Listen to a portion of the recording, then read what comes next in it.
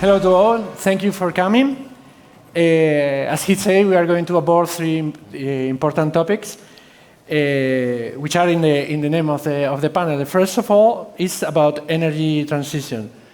What is energy transition for us? Energy transition for us is divided in four very important topics, which is the people. Of course, people is in the center of everything we do, in the center of technology.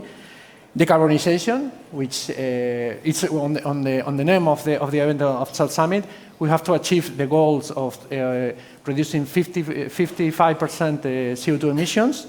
Electrification, because if we achieve, as a utility company, every utility company, we reduce the CO2 production of the energy, but the end consumers don't reduce as well the emissions, we won't achieve our goals.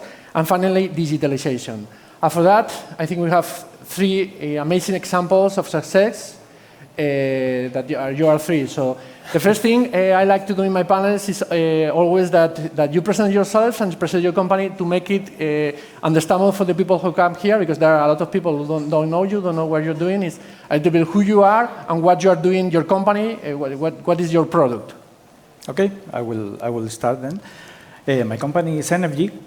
And what do? We just use massive amount of data of energy consumers.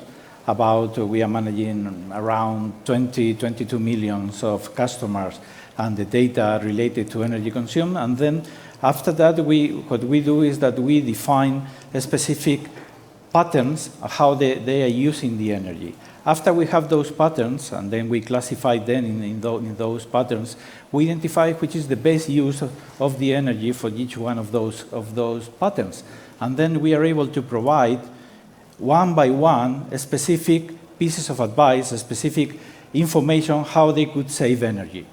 This is spoken very, very simple. It has a little bit more complication inside, but at the end of the day, this is what we are doing together with Endesa since 2015 and in several countries now at this moment.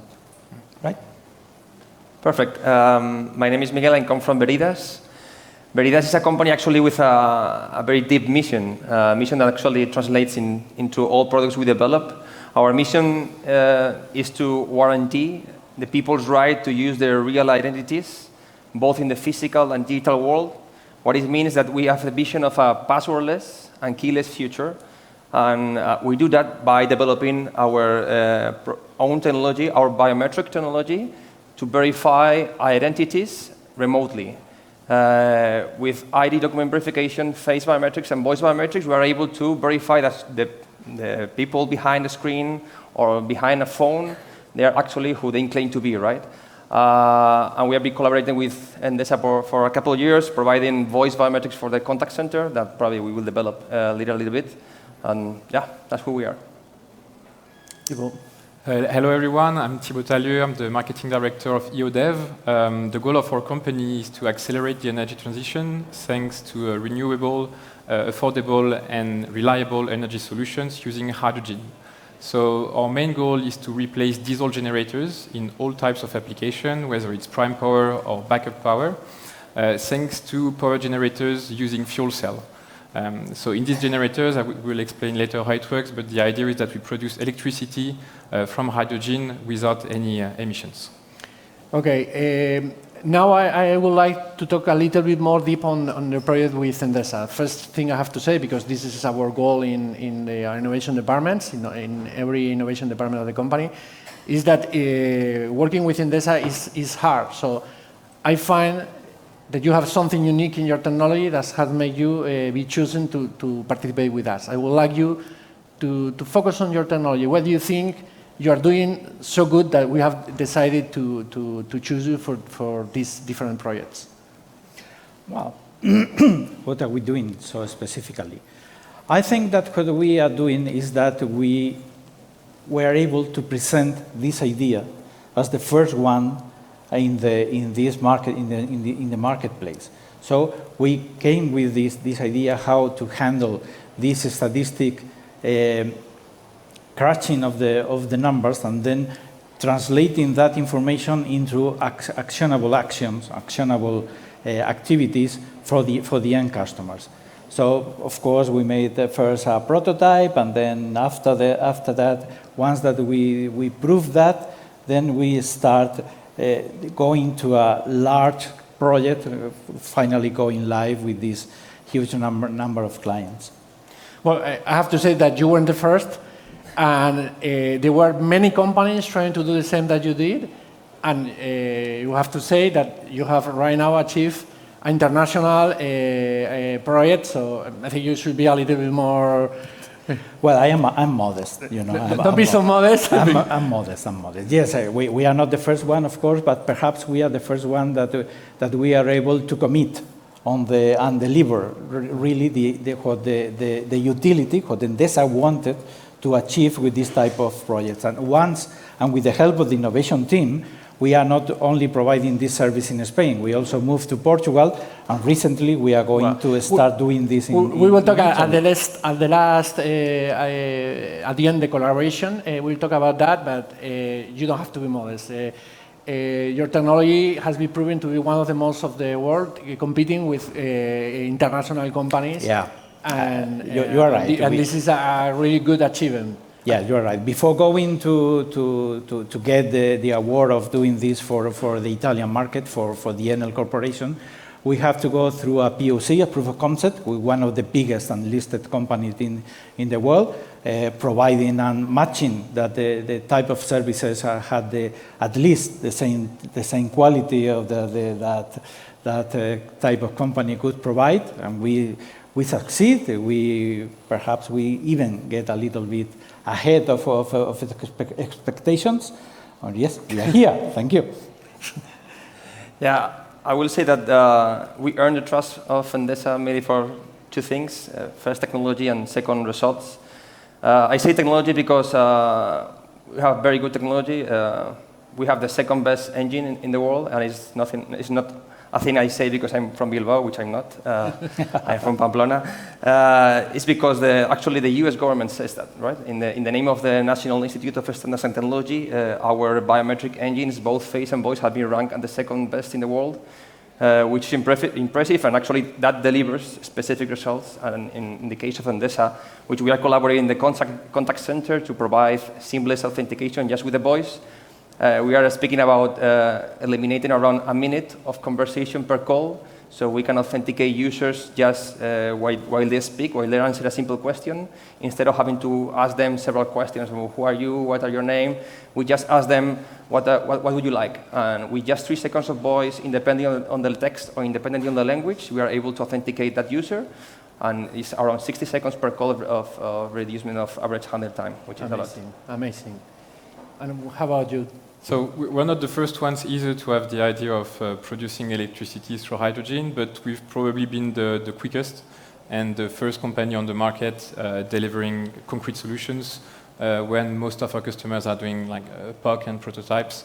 So I think it was mostly because of this, and also that we've been working on the very same applications that Endesa is interested in for their business lines. And of course, the reliability and the track record of the products over the last years. Okay, now we go to the second topic. Today is 2030.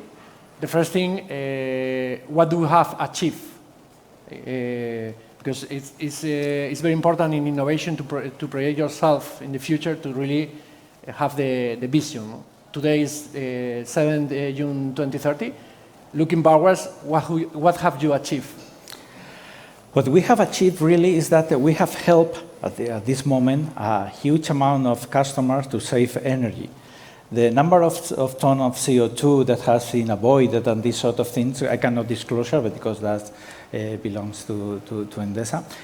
However, what I can tell you is that the average amount of energy that a customer saves using our services without changing equipment, that is the easy way of doing that, goes between 10 to 15, right in that range.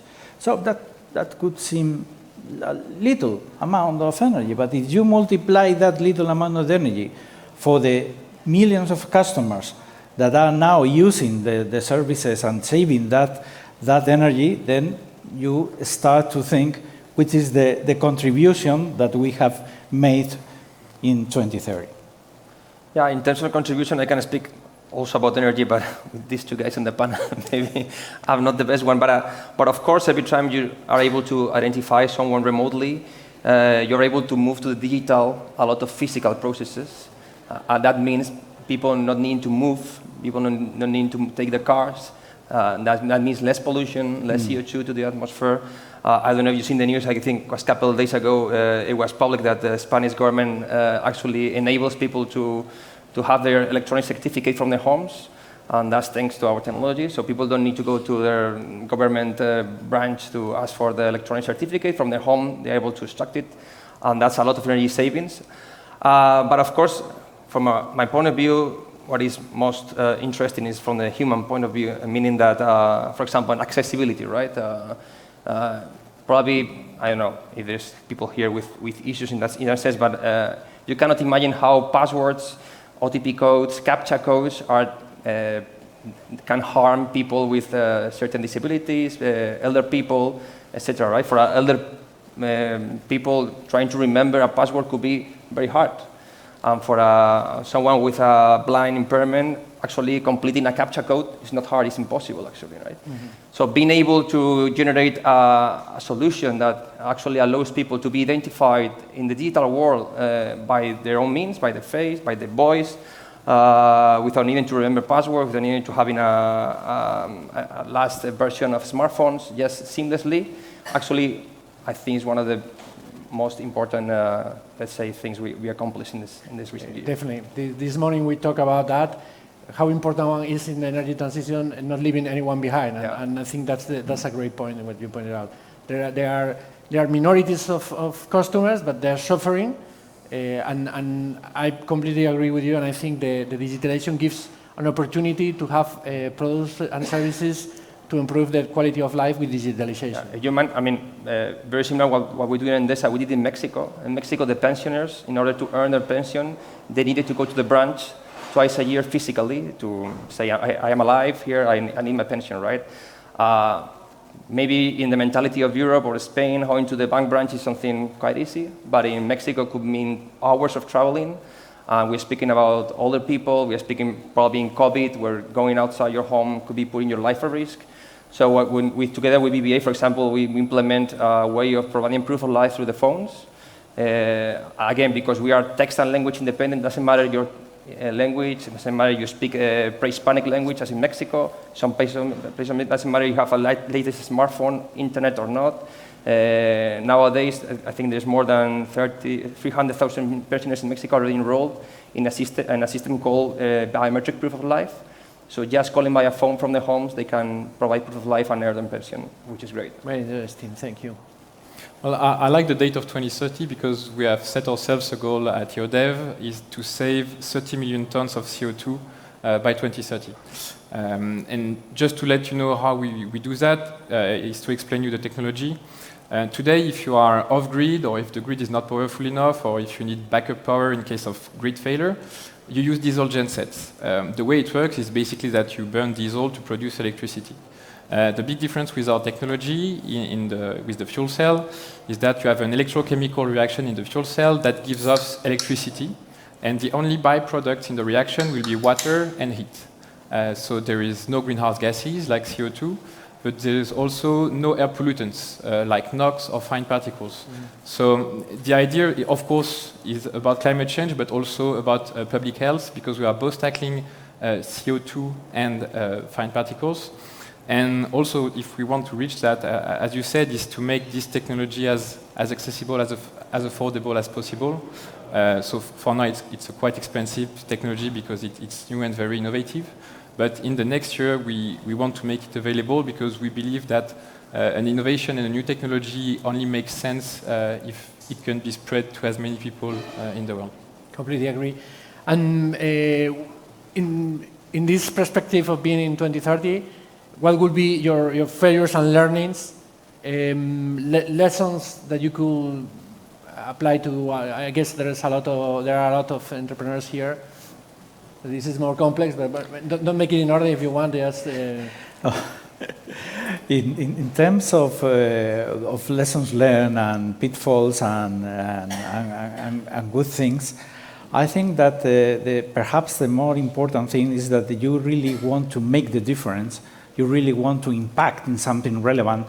You have to look really for a huge partner, which is the one you could partner with again. So something that really could impact a huge number of people, numbers, etc. Otherwise, for sure, you will do something. Perhaps you could grow, for sure. But if you really want to make the difference, you have to be able to believe, to build trust with one big player to help you to foster this potential into real actions. Yeah, I'm going to repeat the same as Antonio because for us, in the case, for example, of Endesa, it's true that we have been in the market for a while, but we bring up this new product of voice like a few years ago, and we were struggling to find the first customers. We knew it was a good product, but you need to explain, convince, and contact centers are a big thing that hard to explain, hard to understand. And having Endesa trust us and give us the opportunity to deploy and having those results actually help us to bring tons of customers right behind, right? And actually also to learn what are the things you should start doing. For example, when I say 3 seconds of voice, it sounds a little, but then you ask someone, what is the reason of your call? And they say, Bill. And it's half a second. And what do you know? Right? So at least you test it, and then you need to ask something else, and what you ask, and so on and so forth, right? So test a lot, because then people actually play with your technology different than you conceived. You think they're going to do something, and they do the opposite. So it's just you need to find someone who trusts you and push it like crazy. I have a very interesting pitfalls on that, but I won't say today. And what about you? Well, the hydrogen economy is quite particular. There's lots of developments happening since a couple of years. So I think one of the main lessons I would keep is about timing. Because if you have a very good idea, but you are too ahead of the market, you end up not really being able to deploy and sell your product. So you need all the value chain and all the other people in the industry doing things that will enable your solution to work, to develop at the same pace, and you need partners. You need industrial partners. You need to be trust among your customers, especially with in the scope of energy. Many people are still afraid of hydrogen. So you need to build that trust. You need to show them that your product is reliable, and you need partners and companies like Endesa, because in the end, they are your end customers. They are the one knowing your business. They are the one knowing what they need. So you need to take all these inputs into account from the very beginning of the development of the products. Well, we have covered the first topics, energy transition towards 2030. Now we are going to talk about collaboration to innovate. And I have a very tricky question here. Why do you think Endesa needs you for this energy transition?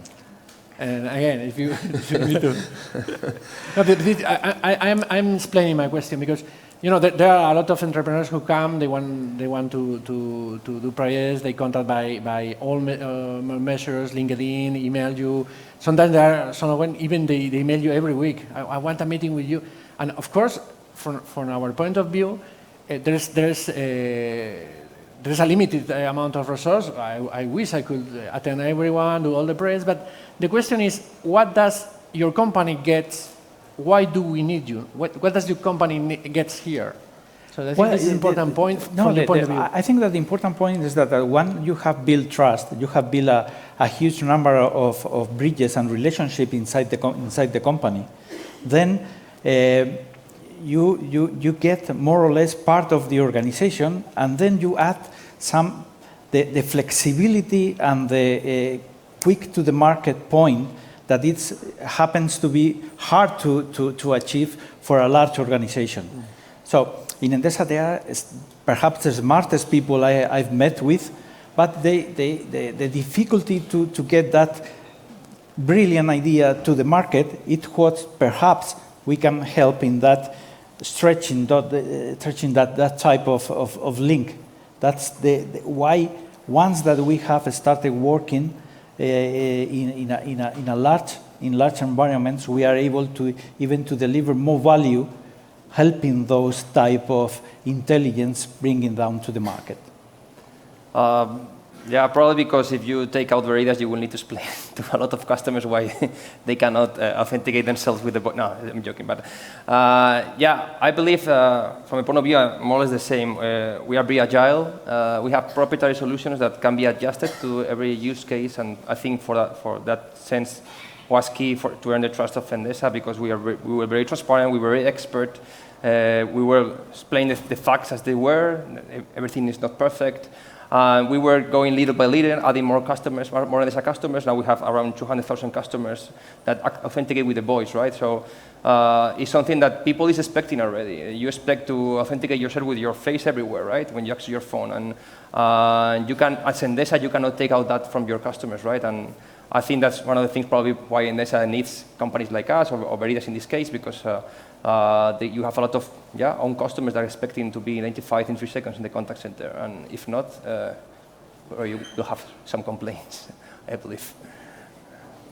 Well, I would obviously share what's been said before, and because we'll obviously be more agile, our company is less than 100 people, so we are able to develop a product from the initial need from marketing to the start of production in maybe 18 months, which is something that doesn't match the process of large companies. It's not only about Endesa, it's the same everywhere in the world with all large companies. And also because what we do, it's not your core business. So at some point, it's better than your focus on your own activities, and that you use the products and the solutions that you need to improve your efficiency, to improve your energy transition, and that you work with actors like ourselves, and just like ourselves, we focus on 2 products, 1 technology, and we don't want to do anything else and be the expert in that domain. Yeah, I think there you have a great point about what is our core business, and there I have an example very good with you. We are developing an innovation project together with a university, and we expect to put all the results inside of your product. So here is a very interesting line between what do we consider our core business and we do not, because there only collaboration, from my point of view, only collaboration succeeds when 2 parts get something. Mm-hmm. If not, there will never be a collaboration. And this case is very clear for us, because we know we have a very good data analysts which are analyzing the data together with the university, who is helping us to develop these machine learning algorithms. And we have very clear that in our roadmap right now, your product is the product who is the face with the customer. So there we have this collaboration. And my second question about this was, what do you get in this collaboration? What do you get? How does Endesa contribute to your product, to your project, your goals as a company? Well, at the end of the day, it's a win-win situation, because we enrich the capabilities that we are able to provide to the end customers, and on the other side, you have a channel that the customer already recognized that is worthwhile. So the information that we are channeling them is also returning to Endesa, and also is helping us to provide more and more capabilities than later we extrapolate to other countries where we are serving. So it's like a virtuous cycle of moving things forward. And at the end of the day, the thing is that the people, the customers that are using this service have quite a lower range of churn than the other people that they are not using it. So there is a self-paying component in doing this internal collaboration. Yeah, I'm going to probably repeat myself, but of course, for us, being one of the first customers in voice biometrics was a huge learning in all sense. I'm thinking one specific thing, which was, well, kind of, I don't know, say funny or interesting, right? Our voice biometrics have an additional capability of detecting pre-recorded voices. We spoke it in the backstage. And we deployed all in Endesa, like we have the full Ferrari for you, right? But actually, when we were analyzing calls, we understood that nobody was calling to Endesa with a pre-recorded audio, right? Well, it was kind of stupid, right? So it was kind of deploying unnecessary resources. A necessary resource may be needed for banking industry, which is more critical, but to be able to adjust the solution to the different use case, to the industry, energy industry in this case, to be able to analyze a huge amount of data was essential for us, and that could be a very good learning curve for us. Well, it's pretty straightforward, but without our customers, we're not much. And working with companies like Endesa is even part of the innovation process. You know, when we started our power generator, we did the first batch of 20 units that we sent on the field to end customers to get that feedback. And then you integrate these inputs and this feedback and you learn. And this is how you achieve to have the best product. Half the company is made of engineers who are all very talented, but sometimes you are a bit afraid that you are going to make an engineer's product, you know, that is not going to fit on the ground with the people using it every day. So yeah, it's crucial to have this kind of partnership. It's very rewarding. And it's also a great reference to say that our solutions are being used by companies like Endesa. Well, we are running out of time, so I would like to close with a final question very, very briefly. What would be your advice to the entrepreneurs, people who are thinking to start or they have a project? Your short advice. 2 minutes? 2 minutes. This is has been said everywhere, but believe in what you are saying. Don't be ashamed of dreaming and go for it. You have your idea, and select the partner who share the same emotion. I will say fail quickly. I mean, we are entering new markets, and sometimes you fail, but you need to fail quickly instead of deploying or wasting a huge amount of resources thinking how we will be the best. Start quickly, fail quickly, and learn quickly. All of this, and also, well, never surrender, but set your set goals. Set your set goals in the long term, and try to have in mind the path to reach that goal. So disorganization, but also be opportunist sometimes. It can be helpful. And what you have in mind will also grow and evolve in the time with the people you are going to meet, with the partnership you are going to make. So keep your end goal in mind, but be open to opportunities. Well, thank you very much. We're 1 minute ahead, but I think with this such good advices, I think we are done. Thank you all for coming, and I hope you enjoy and have profit from this conversation. Thank you.